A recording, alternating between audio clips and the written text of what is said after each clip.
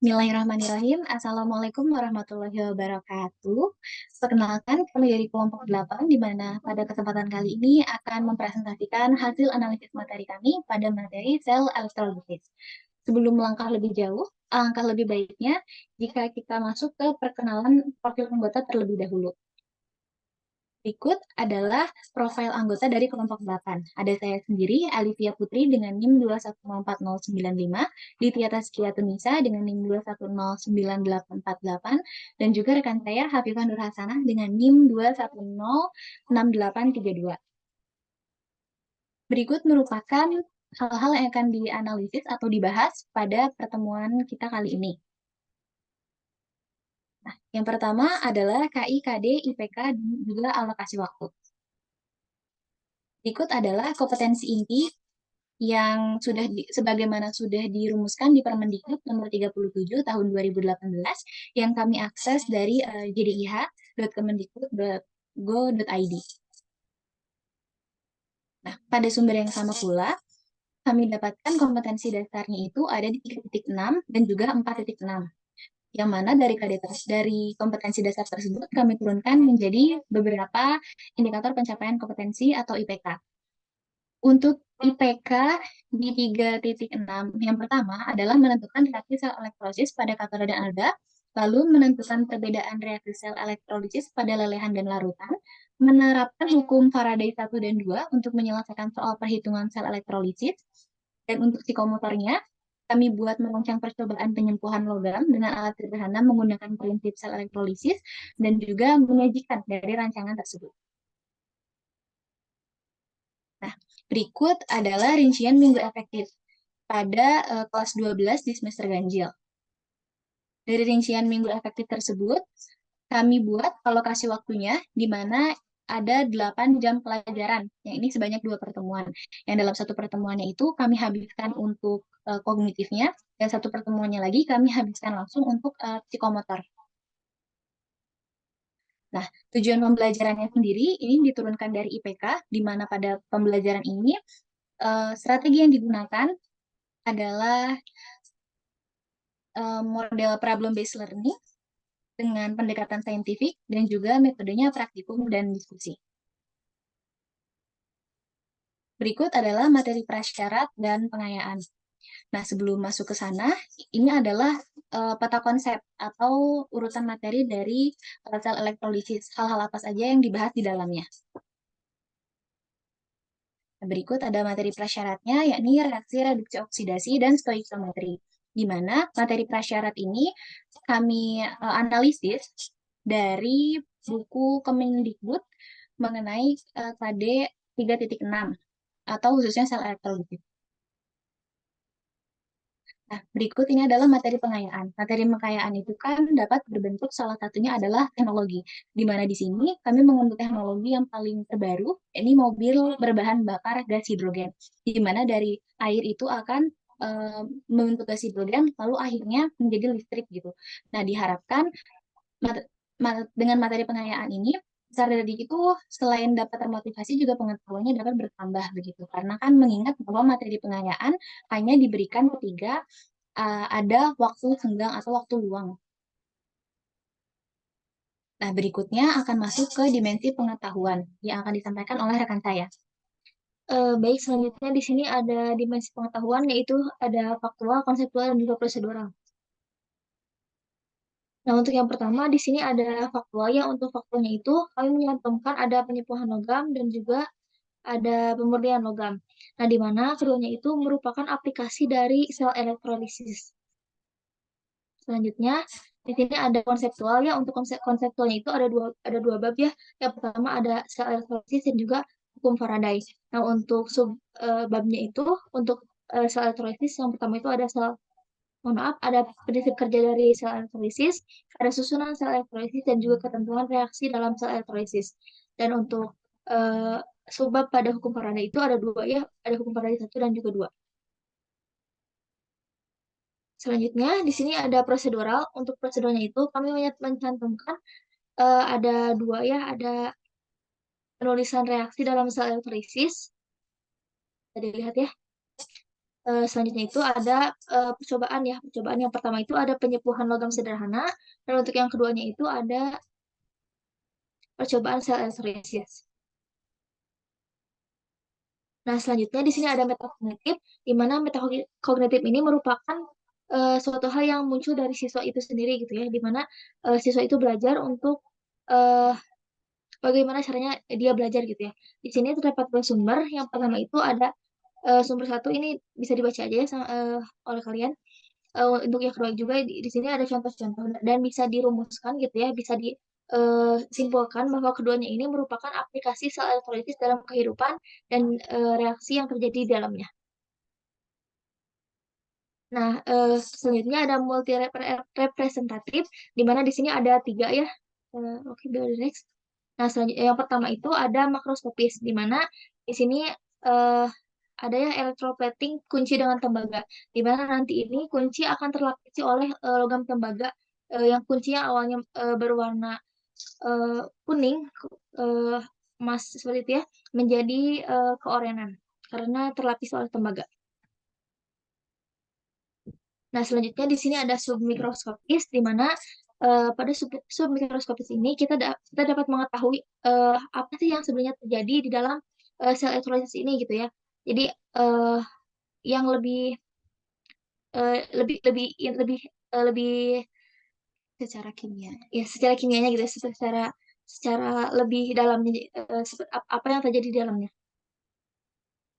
Nah, untuk selanjutnya pada dari mikroskopik itu dapat dituliskan dalam bentuk simbolik, yaitu dalam reaksi kimianya itu di sini dapat dilihat ya reaksinya itu seperti ini. Dan berikutnya akan dilanjutkan oleh rekan saya. Kepada Pipa dipersilakan. Baik, selanjutnya ada kesulitan belajar dan miskonsepsi. Next. Yang pertama, miskonsepsi. Proses yang terjadi pada sel elektrolisis adalah kebalikan dari sel volta, di mana oksidasi terjadi pada katoda dan reduksi terjadi pada anoda. Penyebab miskonsepsi ini, siswa menganggap bahwa proses yang terjadi pada sel elektrolisis adalah kebalikan dari sel volta, di mana oksidasi reduksi terjadi pada katoda dan oksidasi terjadi pada anoda. Untuk konsep yang sebetulnya adalah elektroda bertindak sebagai anoda dan katoda sama halnya dengan sel volta. Yang membedakan sel volta dan sel elektrolisis yaitu untuk elektrolisis membutuhkan energi listrik dan untuk memompa elektron, sedangkan sel volta tidak membutuhkan energi listrik untuk memompa elektron. Untuk solusinya, yakni merencanakan strategi pembelajaran yang lebih baik. Selanjutnya, yang kedua adalah elektroda inert dapat mengalami oksidasi dan reduksi. Untuk penyebabnya, siswa menganggap elektroda inert dapat mengalami oksidasi dan reduksi. Untuk konsep yang sebetulnya yaitu permukaan tempat terjadinya setengah reaksi oksidasi dan reduksi, mereka mungkin tidak berpartisipasi dalam reaksi. Untuk solusinya, merencanakan strategi pembelajaran yang lebih baik. Selanjutnya, yang ketiga, miskonsepsi yang ketiga yaitu selama elektrolisis, air tidak ikut bereaksi dalam suatu larutan. Dan untuk penyebabnya yaitu siswa mengalami kesalahpahaman konsep seperti selama elektrolisis larutan. Untuk konsep yang seharusnya, saat elektrolisis larutan terjadi persaingan antara katoda atau anion dengan air elektrolisis. Untuk solusinya, merencanakan strategi pembelajaran yang lebih baik. Untuk miskonsepsi yang kelima, jumlah massa zat yang dihasilkan pada katoda dan anoda berbanding terbalik dengan jumlah listrik yang digunakan. Untuk penyebabnya, siswa beranggapan bahwa jumlah massa zat yang dihasilkan pada katoda dan anoda berbanding terbalik dengan jumlah listrik yang digunakan. Untuk konsep yang seharusnya, menurut Faraday 1, yaitu Jumlah zat yang tereduksi dan teroksidasi pada elektroda berbanding lurus dengan jumlah arus yang mengalir dalam sel. Untuk solusinya, merencanakan strategi pembelajaran lebih baik. Untuk yang keenam, pada elektrolisis larutan dan lelehan diperoleh produk yang sama. Untuk penyebabnya, siswa beranggapan bahwa pada elektrolisis larutan dan lelehan diperoleh produk yang sama. Untuk konsepnya, yang seharusnya itu larutan dan lelehan akan berbeda elektrolisisnya.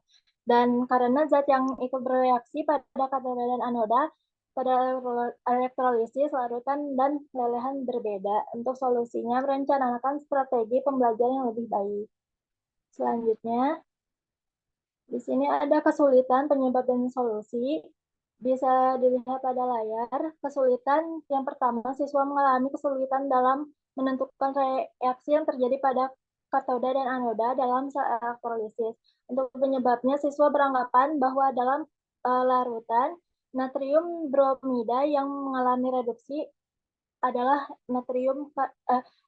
ion natrium karena merupakan ion positif pada reaksi tersebut. Untuk solusinya, untuk bisa melakukan evaluasi materi maupun gaya belajar yang sesuai dengan tingkat pemahaman kesulitan materi yang dihadapi siswa.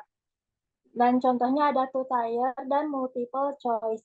Dan untuk yang kedua, kesulitan siswa menentukan hasil reaksi total sel elektrolisis. Untuk penyebabnya, siswa belum memahami secara baik konsep dari ciri dari terjadinya reaksi reduksi maupun oksidasi.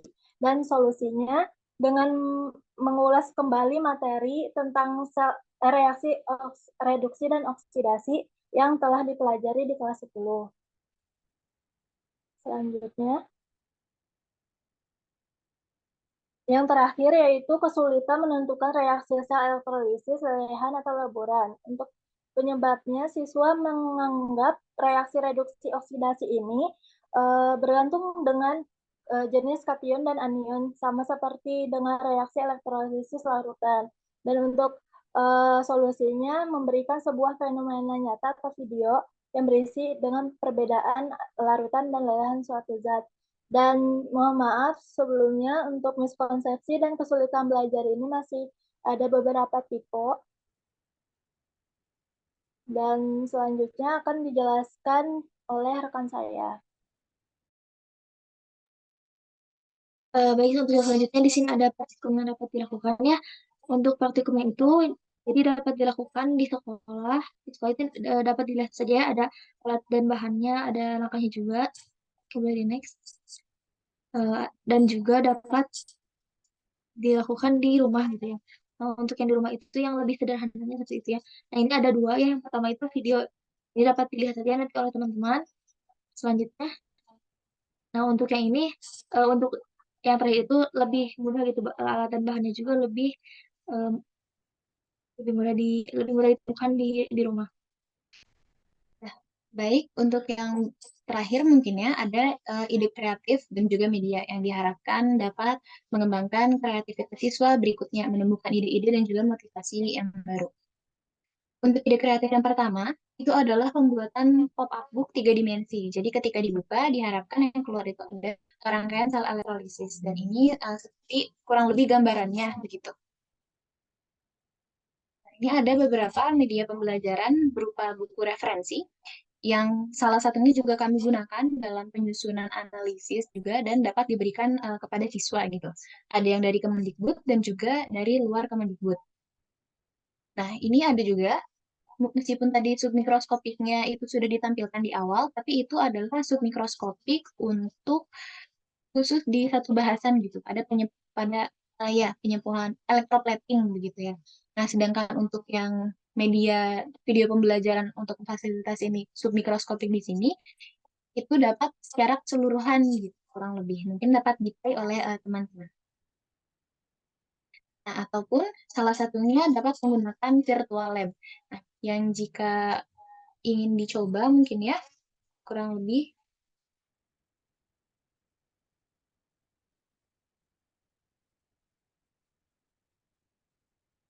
tampilannya akan menjadi seperti ini, yang mana akan ada overview terlebih dahulu, lalu keluaran dari pembelajarannya, dan ini ada eksperimen yang dapat dilakukan. Nah, mungkin ini akan dijelaskan lebih lanjut oleh rekan saya Ditya, dipersilakan. Baik, sini kan mungkin untuk caranya itu ya, mungkin di sini bisa teman-teman nanti bisa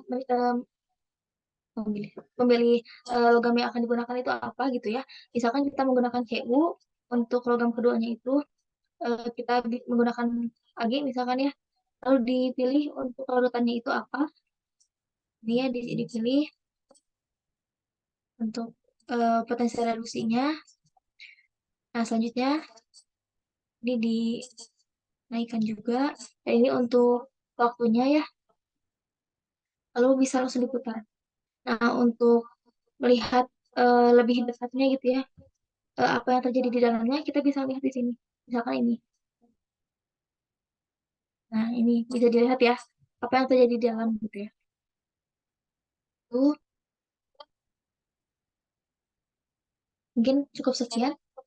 Oke, baik. Mungkin untuk lebih jelasnya mungkin dapat dieksplorasi lagi oleh teman-teman sekalian sebagai calon guru di sini. Kami hanya memberikan salah satu media yang dapat digunakan saja.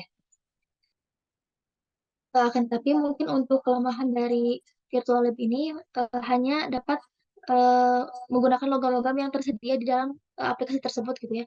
Tidak tidak dapat eh, menggunakan logam-logam yang tidak tersedia di sana. Baik, mungkin hanya itu yang dapat kami sampaikan. Kurang lebihnya mohon maaf, dan bila ada pertanyaan, masukan, ataupun saran akan sangat kami terima. Silahkan dituliskan di kolom komentar ataupun disampaikan kemudian di forum kelas. Baik, kami cukupkan sampai di sini. Billahi taufiq wal hidayah. Wassalamualaikum warahmatullahi wabarakatuh.